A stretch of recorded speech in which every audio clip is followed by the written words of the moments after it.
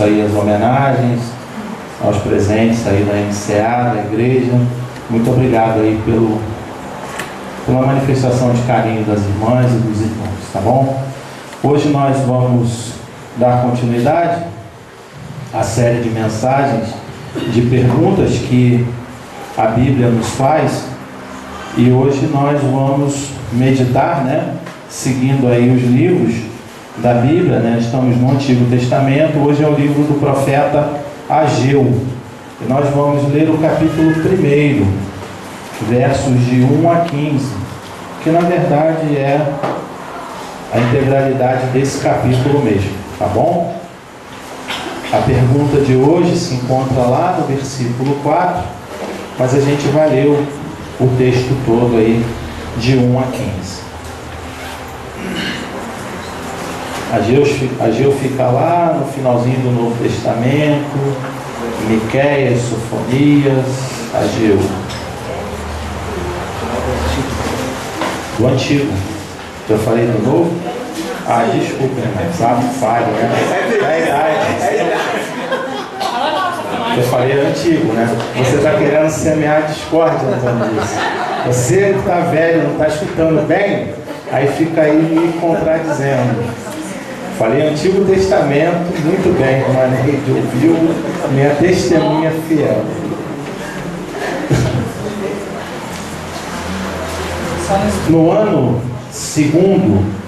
No segundo ano do rei Dário, no 6º mês, no 1º dia do mês, veio a palavra do Senhor por intermédio do profeta Ageu a Zorobabel, filho de Salatiel, governador de Judá, e a Josué, filho de Josadaque, sumo sacerdote, dizendo: assim fala o Senhor dos exércitos. Este povo diz: não veio ainda o tempo em que a casa do Senhor deve ser edificada. Veio, pois, a palavra do Senhor por intermédio do profeta Ageu, dizendo: acaso é tempo de habitardes vós em casas apaineladas, enquanto esta casa permanece em ruínas? Ora, pois assim diz o Senhor dos exércitos: considerai o vosso passado. Tendes semeado muito e recolhido pouco. Comeis, mas não chega para fartar-vos. Bebeis, mas não dá para saciar-vos. Vestivos, mas ninguém se aquece. E o que recebe salário, recebe-o para pô-lo num saquetel furado. Assim diz o Senhor dos exércitos: considerai o vosso passado. Subi ao monte, trazei madeira e edificai a casa. Dela me agradarei e serei glorificado, diz o Senhor. Esperastes o muito, e eis que veio a ser pouco. E esse pouco, quando o trouxestes para casa, eu com um assopro o dissipei. Por quê? Diz o Senhor dos exércitos: por causa da minha casa, que permanece em ruínas, ao passo que cada um de vós corre por causa de sua própria casa. Por isso, os céus sobre vós retêm o seu orvalho, e a terra os seus frutos. Fiz vir a seca sobre a terra, e sobre os montes, sobre o cereal, sobre o vinho, sobre o azeite, e sobre o que a terra produz, como também sobre os homens, sobre os animais, sobre todo o trabalho das mãos. Então Zorobabel, filho de Salatiel, e Josué, filho de Josadaque, o sumo sacerdote, e todo o resto do povo, atenderam à voz do Senhor seu Deus, e às palavras do profeta Ageu, aos quais o Senhor seu Deus o tinha mandado dizer, e o povo temeu diante do Senhor. Então Ageu, o enviado do Senhor, falou ao povo segundo a mensagem do Senhor, dizendo: eu sou convosco, diz o Senhor. O Senhor despertou o espírito de Zorobabel, filho de Salatiel, governador de Judá, e o espírito de Josué, filho de Josadaque, o sumo sacerdote, e o espírito do resto de todo o povo. Eles vieram e se puseram ao trabalho na casa do Senhor dos exércitos, seu Deus, ao 24º dia do mês. Amém? Que Deus nos abençoe, através da leitura da sua palavra. O texto que nós estamos refletindo nessa manhã, ele vem falar sobre um período que havia acontecido lá no povo de Israel, em que o povo, durante 70 anos, tinha vivido sobre o cativeiro da Babilônia. 70 anos antes, dessa palavra, quer dizer, um pouco mais, porque quando esse texto aqui foi, essa palavra foi dada ao povo, alguns anos já havia se passado. Então, mas esse texto ele faz menção desse período do cativeiro lá na Babilônia. O povo de Israel, por causa da sua idolatria e da maldade da obra das suas mãos, havia sido levado cativo para a Babilônia, no reinado do rei Nabucodonosor.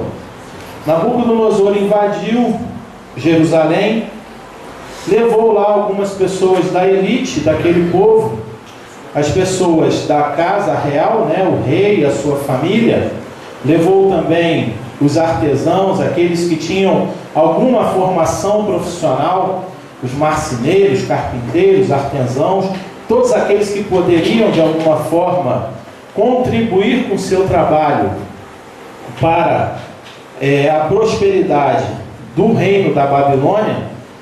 E também aqueles que tinham alguma formação intelectual, tinham lá acesso, eram alfabetizados e tinham estudado. Esses foram levados cativos lá para a Babilônia. Os pobres da terra ficaram lá em Israel. E durante um período, eles permaneceram ali. Mas aqueles que haviam ficado se rebelaram contra a grande potência da Babilônia. E por isso o rei Nabucodonosor volta com seu exército, e agora ele volta destruindo tudo, destruindo inclusive o templo, que era o lugar de culto dos judeus. Diz o texto bíblico que foi o verdadeiro saque. Se você ler o texto lá em 2 Reis, capítulo 24, verso 13, e o capítulo 25, versos de 13 a 17, a gente consegue perceber que houve um saque lá em Jerusalém, principalmente no templo. Diz o texto lá do profeta Jeremias, no capítulo 24 e 25, que as grandes colunas do templo, de 8 metros de altura, colunas de bronze que sustentavam o templo em Jerusalém, essas colunas elas foram derrubadas e foram cerradas, e aquilo tudo foi levado lá para a Babilônia. Todos os utensílios do templo, que eram de ouro, que eram de prata, de bronze, tudo aquilo também foi cortado e levado lá para a Babilônia. Então o templo ele ficou completamente destruído. O restante daquele povo que tinha se rebelado teve que fugir para o Egito para não morrer. Pediram lá abrigo lá no Egito e ficaram por lá durante esses 70 anos, enquanto durou o domínio da Babilônia. Então, depois de 70 anos, por causa dessa idolatria das obras e das mãos daquele povo, eles retornaram do cativeiro, voltaram para casa. Voltaram para casa, começaram a reconstruir o templo, e de repente eles pararam aquela obra e diziam que ainda não havia chegado o tempo da reconstrução da casa do Senhor. E diz o texto que cada um estava preocupado apenas em cuidar das suas próprias vidas, cuidar do seu próprio trabalho, preocupado com a sua comida, preocupado com as suas roupas, preocupado com o seu dinheiro, como diz aí o versículo 6 do capítulo 1. E aí o profeta Ageu recebe essa palavra de Deus, chamando o povo à reflexão, como diz aí o versículo 5 e o versículo de número 7. Ora, pois, assim diz o Senhor dos Exércitos, considerai o vosso passado. E aí ele diz, no versículo 6, qual era a preocupação, o que no passado eles estavam preocupados. Semeiam muito e recolhem pouco, comem, mas não se fartam, bebem, mas não se saciam, vestem-se, mas não se aquecem, recebem o salário, mas o salário é posto num saco furado. E novamente no versículo 7, a palavra do Senhor ao profeta diz: assim diz o Senhor, considerai o vosso passado. Eu creio que esse texto, ele é muito atual, diz muita coisa para as nossas vidas nesse tempo.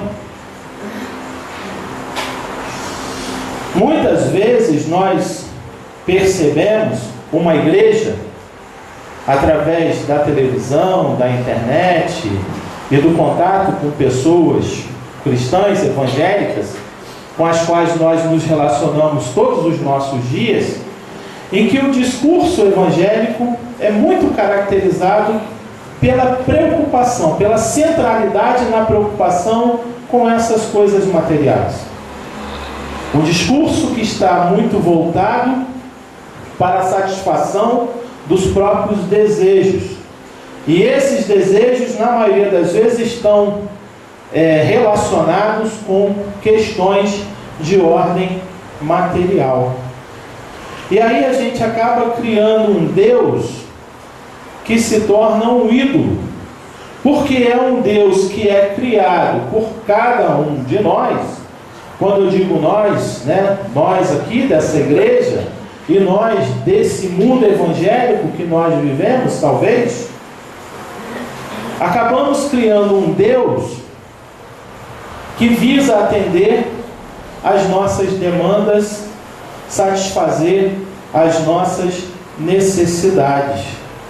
E esses dias eu ouvi uma coisa muito interessante, falando a respeito do anticristo, num debate, o pastor Ariovaldo Ramos, respondendo lá, participando de uma mesa, foi feita a ele uma pergunta, se esse discurso que eu estou dizendo aqui, que muitas vezes é proferido pelas igrejas evangélicas, se esta seria uma manifestação do anticristo. E ele disse que sim, que achava que isso era uma das manifestações do anticristo, porque este discurso é um discurso que é contrário à pregação do Cristo, encarnado e relatado pelos evangelhos. Esse discurso, essa propaganda de um Deus que é criado, gerado, para atender a demanda do ser humano, esse Deus é um ídolo, que faz com que as pessoas que vivem debaixo dessa pregação, muitas das vezes se sintam frustradas, porque não são atendidas nas suas demandas, sejam elas materiais, emocionais, sociais. E essa propaganda é uma propaganda que é contrária àquilo que Jesus Cristo, o Filho de Deus encarnado, pregou.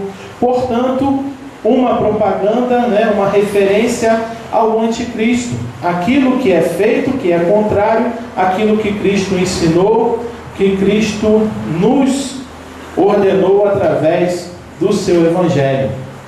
Vivemos um tempo em que ocorre uma preocupação exagerada, com coisas materiais, com casa, carro, roupas, joias, dinheiro, aparelhos elétrico-eletrônicos, uma preocupação exagerada muitas vezes com a família, pessoas, pais, filhos, cônjuges que ficam tentando dar conta da vida do outro, e muitas vezes esquecendo de viver a própria vida. São pais que estão muito preocupados com a vida dos filhos, uma preocupação exagerada. Eu digo aqui do exagero, não falo daquilo que é normal, mas de um exagero que impede, às vezes, até mesmo que esses filhos sejam capazes de se tornar pessoas saudáveis, pessoas maduras. Vivemos um tempo em que os pais, talvez por culpa, suprem os seus filhos de todas as coisas, não deixando faltar nada para ele, porque faltar alguma coisa significa incompetência dos pais. E aí vão alimentando os seus filhos e dando a eles, realizando todos os desejos deles, comprando as roupas, os tênis, os brinquedos, né? E aí a criança vai passando de fase, se torna um adolescente, e aí tem essas demandas, mas tem demandas novas, porque os brinquedos se tornam brinquedos mais caros, depois chegam na idade adulta, e depois são os carros, as motos, enfim, e vai atendendo todas as demandas dessas pessoas. Só que vai chegar um dia na idade adulta, que essas pessoas vão ter que dar conta da sua própria vida. E aí vão entender que o mundo, ele é cruel. E a gente nunca vai ter todo o nosso desejo atendido. Você que está aqui, que nos assiste, você consegue fazer tudo aquilo que você deseja? Ou tem alguma coisa que você não pode realizar? Claro que nós não podemos realizar tudo.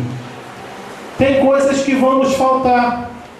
E essa falta, ela serve para nos mostrar que nós não somos deuses.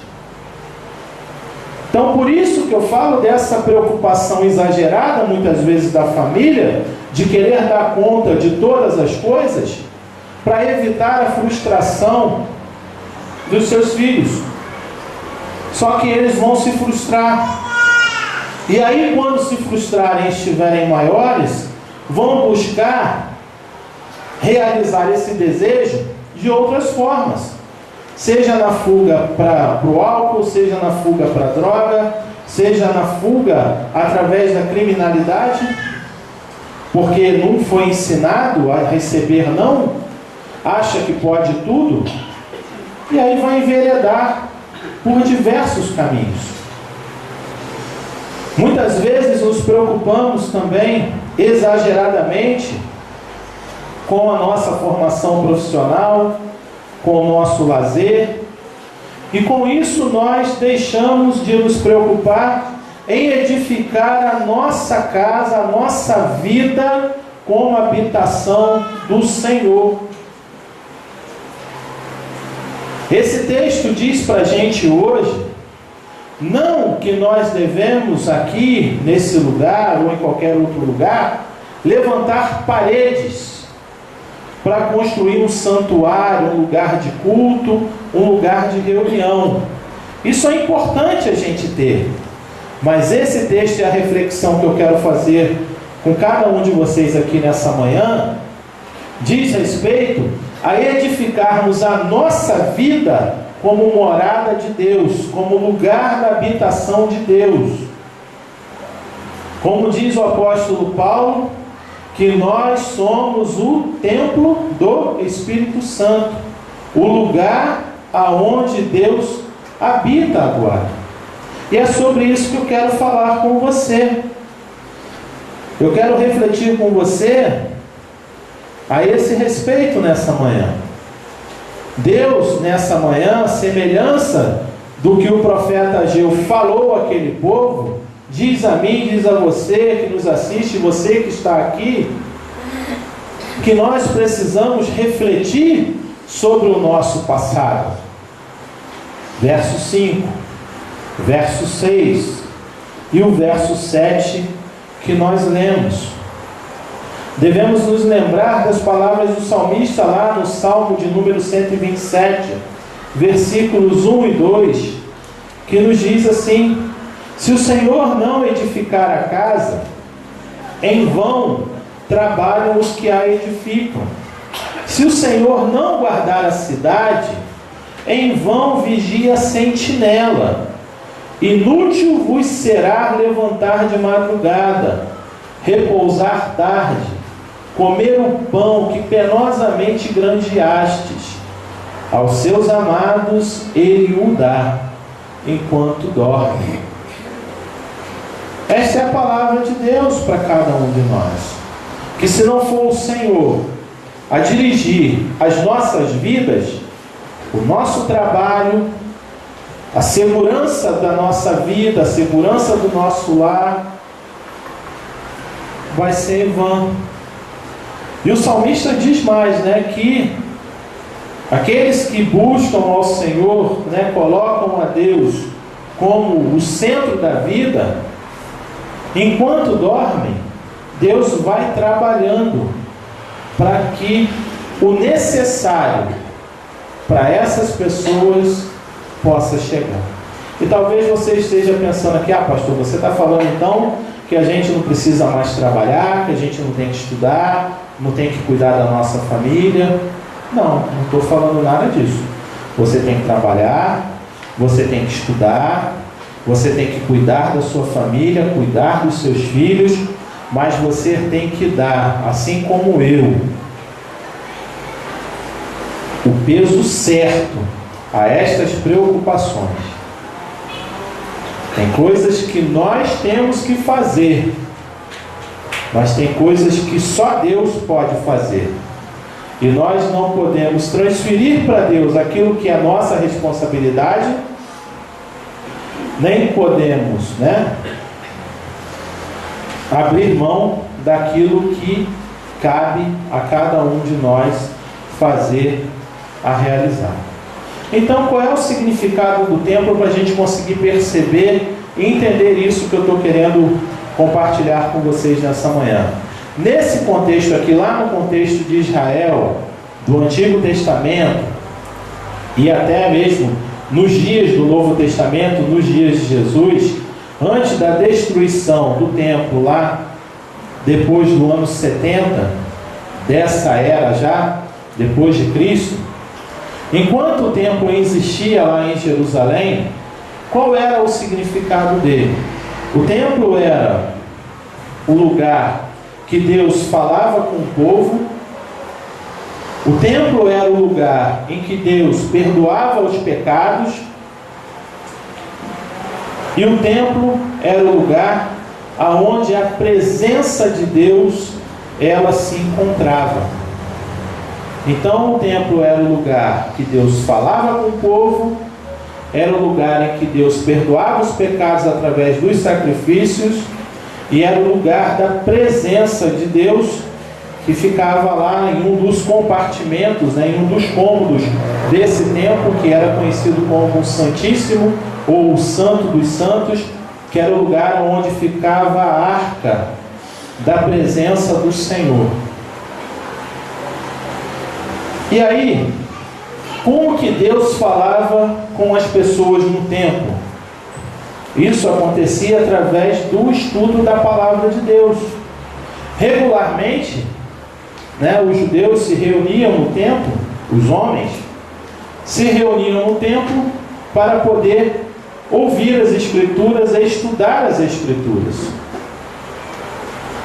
A arca da aliança também ficava guardada lá, como eu disse, simbolizando a presença de Deus.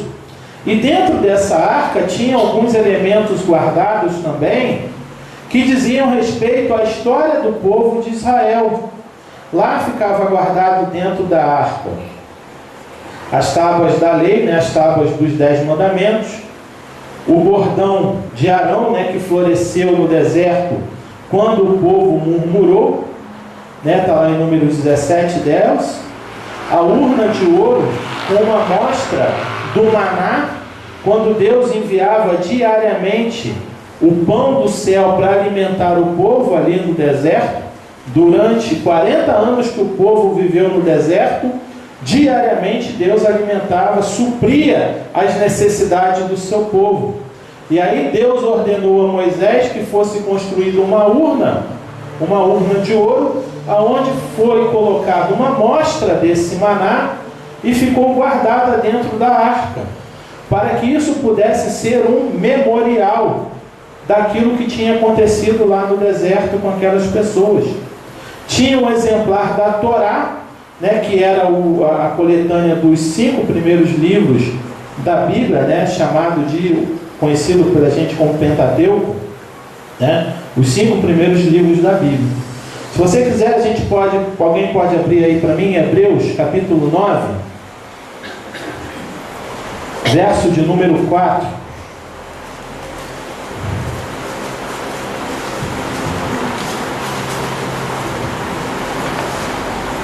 Diz assim,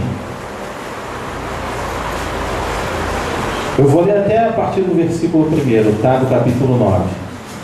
Ora, a primeira aliança também tinha preceitos de serviço sagrado e o seu santuário terrestre. Com efeito, foi preparado o tabernáculo, cuja parte anterior, onde estavam o candeeiro e a mesa e a exposição dos pães, se chama o santo lugar.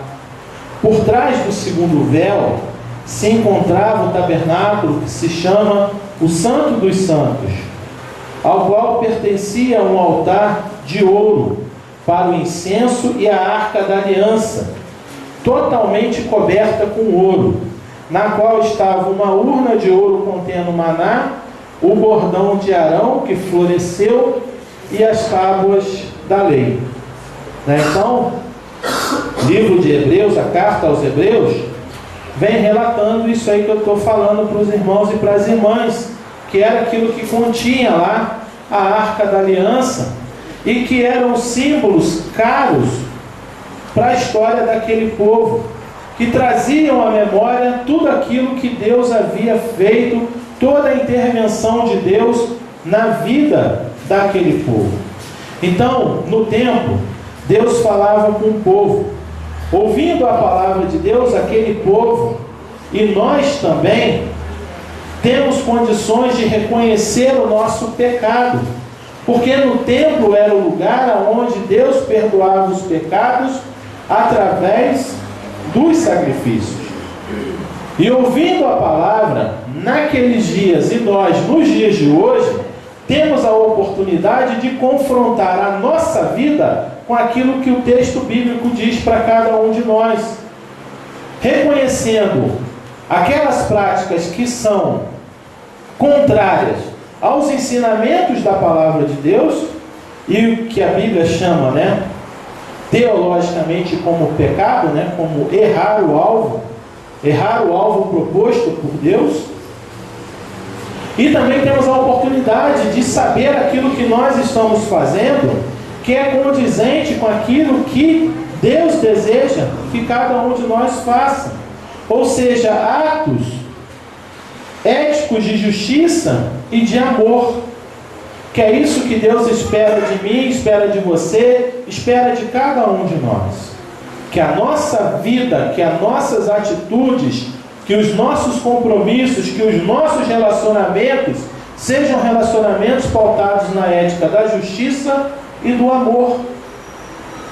E como que nós entendemos isso? Que atos éticos são esses? Estudando a palavra de Deus.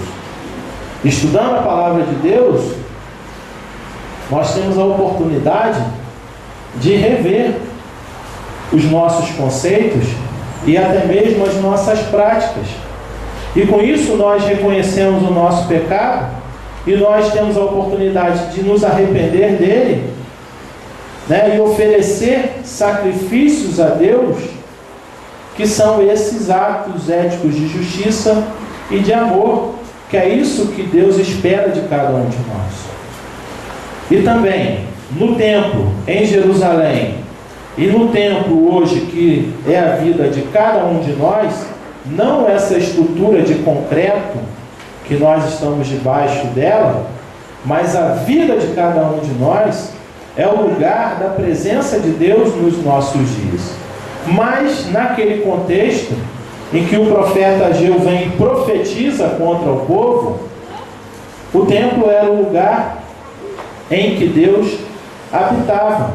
Era o lugar da presença de Yahvé, do Senhor, na arca da aliança que ficava guardada lá no Santo dos Santos, né? Que era o lugar em que o sacerdote, o sumo sacerdote, só podia entrar, e entrava para interceder pelo povo, né? O templo de Jerusalém, ele poderia ser dividido assim em 3 grandes compartimentos, né? Um pátio externo, aonde ficavam as mulheres. Um outro lugar onde ficavam as mulheres e aqueles que não eram judeus, aqueles que eram estrangeiros, ficavam lá fora, bem longe. Seria lá do outro lado da rua ali, da União Indústria, tá? Teria um pátio aonde estariam os homens judeus de Israel, né? Estariam aqui no estacionamento. Teria um lugar aqui que seria reservado só para os sacerdotes, né? Os pastores. E dentre os pastores teria um sumo pastor, né? Que seria o pastor que estaria acima de todos nós, que não é o pastor Alessandro, porque se eu falar isso ele vai ficar até chateado comigo e vai brigar comigo se eu falar que ele é o sumo sacerdote aqui da igreja, né? O Antônio Lúcio gostou dessa. Ele falou que é. Mas seria assim, né? 4 espaços, as mulheres, os homens, os sacerdotes, né? E o Santíssimo, que só o sumo sacerdote podia entrar, e ele que entrava lá para poder oferecer os sacrifícios, para poder perdoar o pecado do povo. Mas, com o advento da vinda de Jesus Cristo, nosso Senhor, diz o texto bíblico que quando ele foi crucificado e expira ali, né, a vida na cruz do Calvário, o véu do templo se rasgou de alto a baixo. E agora todos têm acesso diretamente a Deus, não precisando mais passar pela mediação de nenhum sacerdote. Todo homem e toda mulher agora pode chegar a Deus através de Jesus Cristo, o nosso Senhor. Então, cada um de nós hoje tem a possibilidade de refletir na palavra, reconhecer nessa palavra aquilo que fazemos que é contrário aos ensinamentos dela, nos arrependermos disso, entregarmos o nosso arrependimento para o Senhor, pedindo a Ele perdão pelos nossos atos que não são éticos, nem justos e nem praticados sobre a base do amor. E entregando isso para Ele, recebemos o perdão dEle, com o arrependimento genuíno. E o arrependimento que implica em vivermos a nossa vida de uma maneira diferente daquela que vínhamos vivendo até então. E isso deve ser uma coisa contínua. Não é uma coisa que deve ser praticada apenas a cada ano, na Páscoa, como era feito. Mas agora, diariamente, temos a oportunidade de refletir sobre a nossa vida, questionar a nossa vida diante de Deus e colocar a integralidade da nossa vida no altar do Senhor, nas mãos dEle, para que Ele possa nos direcionar, possa reavivar nos nossos corações a Sua presença gloriosa e majestosa através do Espírito Santo do nosso Senhor. Não precisamos mais que alguém venha, né, interceder por nós. Então, o que eu entendo, né, que esse texto está dizendo é que a reconstrução do templo era a reconstrução da relação daquele povo com Deus. O que eu entendo desse texto aqui, que ele está querendo dizer para nós hoje, é que nós precisamos reconstruir diariamente, continuamente, a nossa relação com Deus. Deus é o lugar da nossa habitação. E diariamente precisamos, né, a nossa vida é o lugar da habitação de Deus. E diariamente nós precisamos colocar a nossa vida diante de Deus para que ela possa ser restaurada, ela possa ser reconstruída. E como que nós fazemos isso? Priorizando o estudo da palavra de Deus, reconhecendo o nosso pecado, mudando a direção da nossa vida, ou seja, convertendo os nossos corações através da prática de atos éticos de amor e de justiça, e nos tornando sensíveis à presença de Deus através da ação do Espírito Santo. Mas essa ação é uma ação que exige esforço, sacrifício de cada um de nós. O verso de número 8 do capítulo 1 do livro de Ageu diz assim: subi ao monte, trazei a madeira e edificai a casa. Não é algo. A reconstrução daquele templo implicava em sacrifício. Jerusalém ficava situada no alto de uma montanha. Então era necessário que o povo subisse aquele monte, carregando a madeira, para que o templo, a casa de Deus, pudesse ser restaurada, pudesse ser reedificada. Eu entendo que o princípio que nós podemos extrair daqui é esse, que essa restauração da nossa relação com Deus, ela exige sacrifício. Porque abrir mão do desejo, do anseio do nosso coração, das nossas necessidades, das preocupações que a gente tem com as coisas da vida, é algo muito difícil e que exige um esforço, uma confiança em Deus.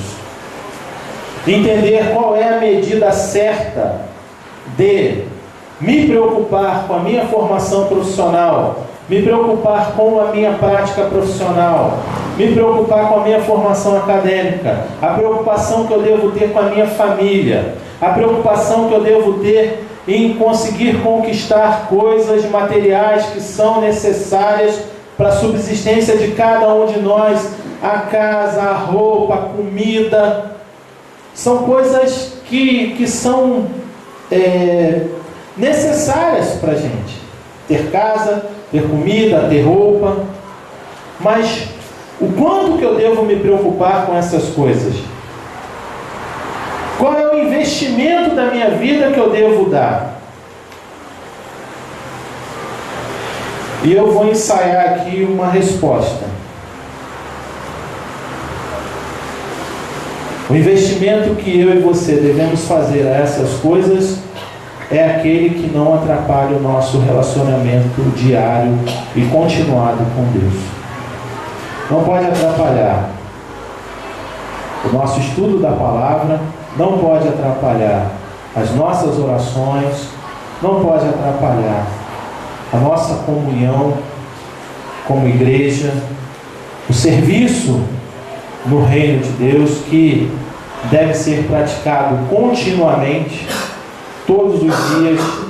Devemos praticar atos de justiça e de amor na nossa casa, na nossa família, no nosso trabalho, na faculdade, nos lugares aonde Deus nos levar, nas estradas da vida, nos estacionamentos, nas salas de espera de hospital e consultório médico, odontológico.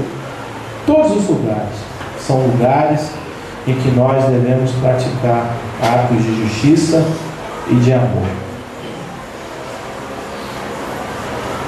Esse texto, ele diz para mim isso, que não podemos deixar de estabelecer continuamente um relacionamento com Deus. Lembrando que a Bíblia nos ensina, devemos amar a Deus sobre todas as coisas e devemos amar ao próximo como nós amamos a nós mesmos. São os dois grandes mandamentos. O Senhor Jesus, no Evangelho, diz Buscai em primeiro lugar o reino de Deus e a sua justiça, e todas as outras coisas vos serão acrescentadas. Devemos nos preocupar com a nossa vida, em todas as suas dimensões. Mas lembrando que Deus, esse texto, ele fala que Deus é o Criador, e sustentador de todas as coisas, porque ele diz lá no verso 10 e 11, por isso os céus sobre vós retêm o seu orvalho, a terra os seus frutos. Fiz vir a seca sobre a terra e sobre os montes, sobre o cereal, sobre o vinho, sobre o azeite, sobre o que a terra produz, como também sobre os homens e sobre os animais. No capítulo 2, esse texto mostra para a gente que Deus, ele é o Senhor, não apenas da criação, mas é o Senhor de toda a provisão e é o Senhor das nações também. Capítulo 2, versos 6 em diante, diz assim: pois assim diz o Senhor dos exércitos, ainda uma vez dentro em pouco farei abalar o céu, a terra, o mar e a terra seca. Farei abalar todas as nações, e as coisas preciosas de todas as nações virão, e encherei de glória esta casa, diz o Senhor dos exércitos. Minha é a prata, meu é o ouro, diz o Senhor dos exércitos. A glória desta última casa será maior do que a da primeira, diz o Senhor dos exércitos. E neste lugar darei a paz, diz o Senhor dos exércitos. Deus, ele era o Senhor da criação, mas é o Senhor também da provisão de todas as coisas, de todas as nossas necessidades. Ele diz isso fazendo alusão que ele pergunta ao profeta, Deus manda que o profeta pergunte ao povo se tinha alguém ali que lembrava como era o outro templo, o templo que Salomão havia construído. E o templo que Salomão havia construído era um templo belíssimo, maravilhoso, cheio de coisas preciosas. Mas, como eu disse para vocês no início, Nabucodonosor destruiu o templo e saqueou tudo. E agora eles estavam no processo de reconstrução e o profeta diz assim, você olha para esse templo agora,